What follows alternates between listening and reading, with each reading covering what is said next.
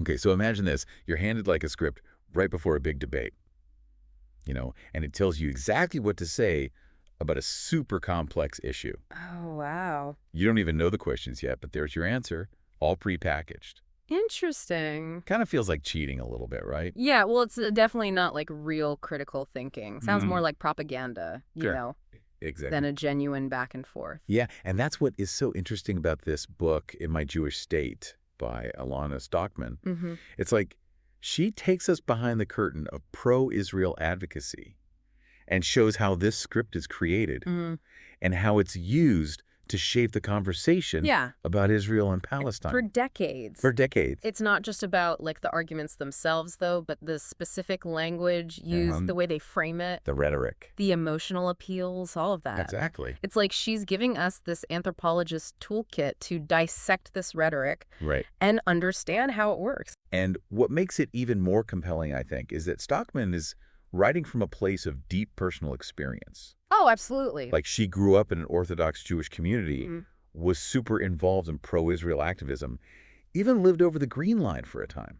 So she's really been in the thick of it. Yeah. This isn't just some, detached observer. This is someone who is deeply immersed in this world. Right. Internalize these arguments and use this language herself. Exactly. And that's what makes her analysis so powerful. I agree. She's not just critiquing pro-Israel rhetoric, but she's dissecting the very language that shaped her own thinking for years. It makes it so much more powerful. And then comes this turning point in 2014. Yes. An IDF bombing that killed 76 Gazans. This is a huge turning point in the book. Right. Really forces her to confront this gap between the pro-Israel narrative that she'd been taught and the reality unfolding before her eyes. It's like that moment when you realize the world is a lot more complicated than you were led to believe. Absolutely. And it can be jarring, to say the least. For sure. So for Sztokman, this jarring experience becomes this catalyst for a deep dive into the language of pro-Israel advocacy.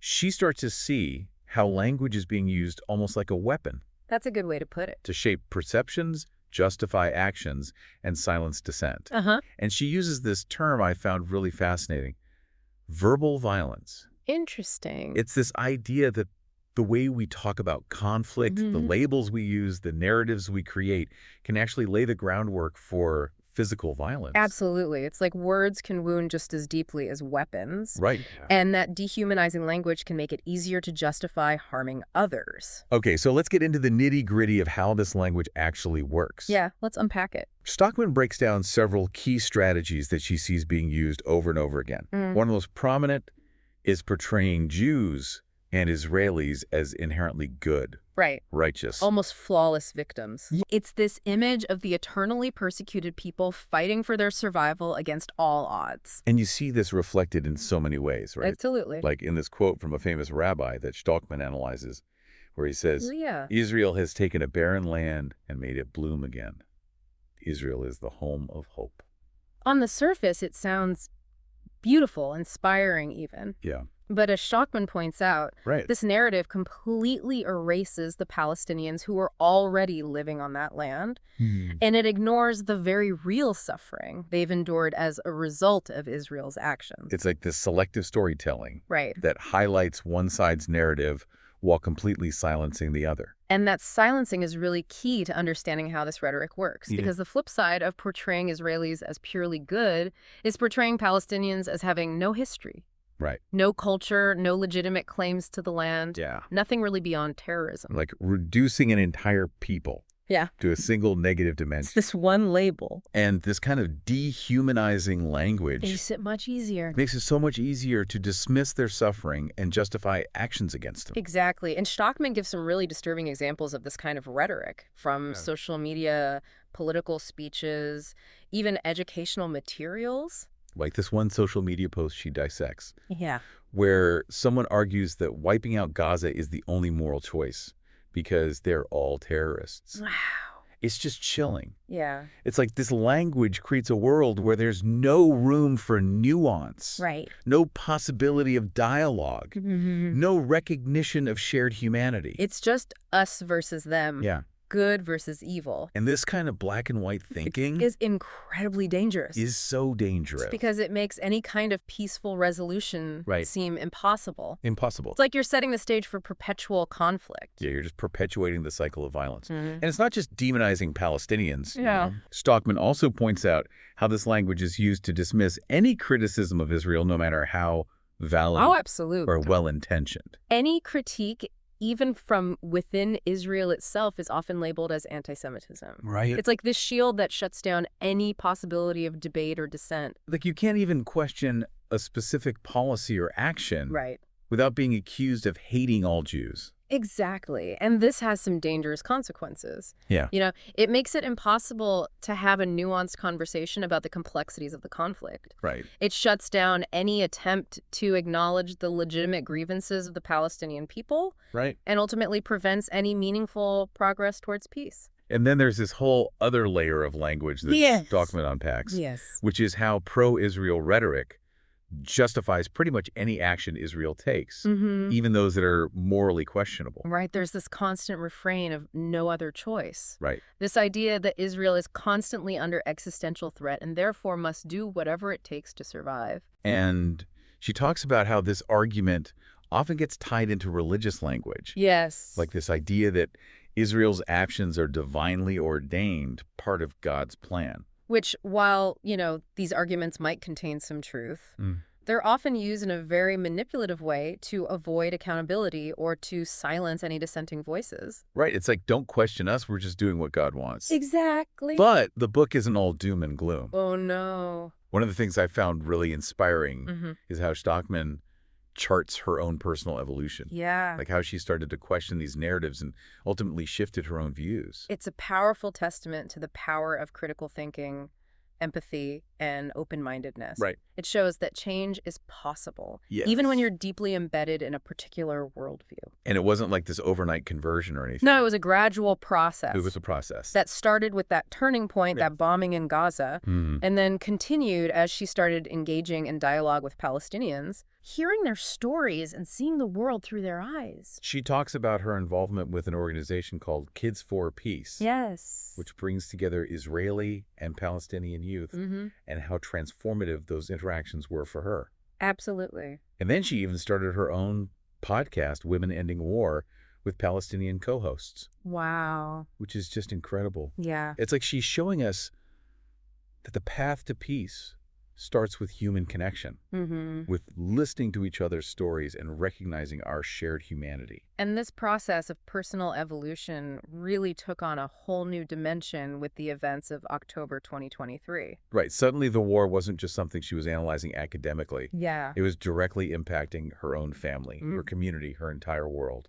And she talks about this feeling of being caught between these two narratives. Right. The pro-Israel rhetoric she'd been taught and the reality she was experiencing on the ground. It's like the war became this stark, unavoidable example of everything she'd been writing about. Exactly. And what's particularly striking is how she describes the silencing of dissent within Israel during the war, even among peace activists.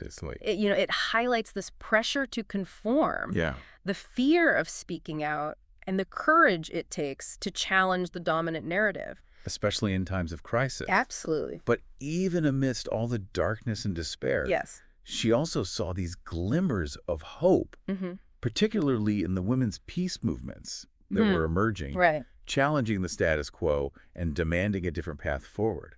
It's a powerful reminder that even in the midst of conflict, there are always people working for peace, building bridges, and refusing to give up hope.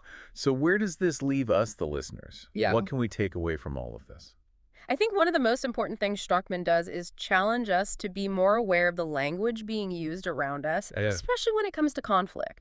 It's like she's giving us a set of critical thinking tools to deconstruct these narratives and understand the power dynamics at play. It's about asking ourselves, who benefits from this language? What is being left out of the story?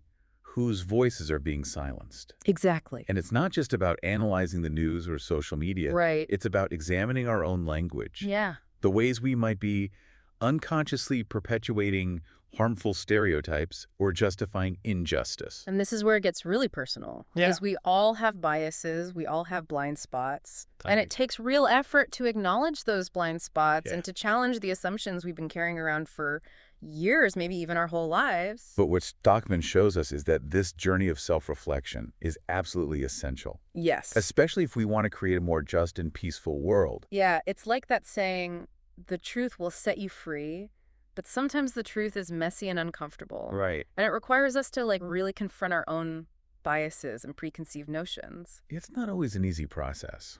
But as Sztokman shows, it can be incredibly liberating and ultimately lead to a deeper understanding of ourselves and the world around us. One of the most powerful things she argues is that physical violence is often enabled by the verbal violence of dehumanizing language. It's true. It makes you think, right?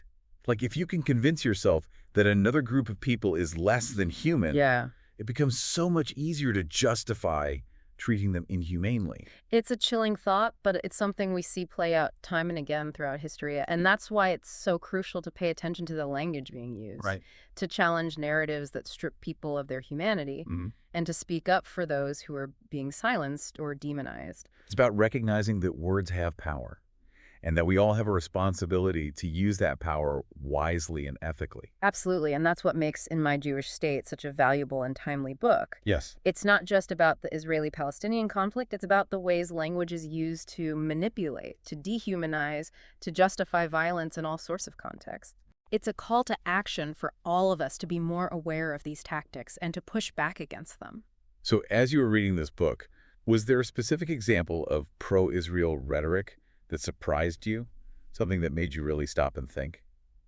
You know what really struck me was how Sztokman unpacks this idea that Jews are always the victims. Right. That any criticism of Israel is rooted in anti-Semitism. It's a powerful rhetorical tool, but it also prevents any real accountability or self-reflection. Right. It's like this get-out-of-jail-free card that shuts down any legitimate critique. Yeah. And it also plays into this really dangerous narrative that Jews are constantly under threat. Yes. That the world is inherently hostile towards us. It's a message that can be really paralyzing and isolating. And it also ignores the very real ways that Jewish privilege and power operate in the world. Yeah. It's not to say that anti-Semitism doesn't exist. Right. But to use it as a shield to deflect all criticism of Israel is deeply problematic and ultimately harmful to everyone involved. Totally. And I think that's one of the key takeaways from this book. It's not about taking sides or demonizing anyone. It's about recognizing the complexity of the situation. Acknowledging the humanity of all parties involved. And being willing to engage in difficult conversations, even when it's uncomfortable. And to be willing to challenge our own assumptions. To ask ourselves tough questions and to be open to changing our minds.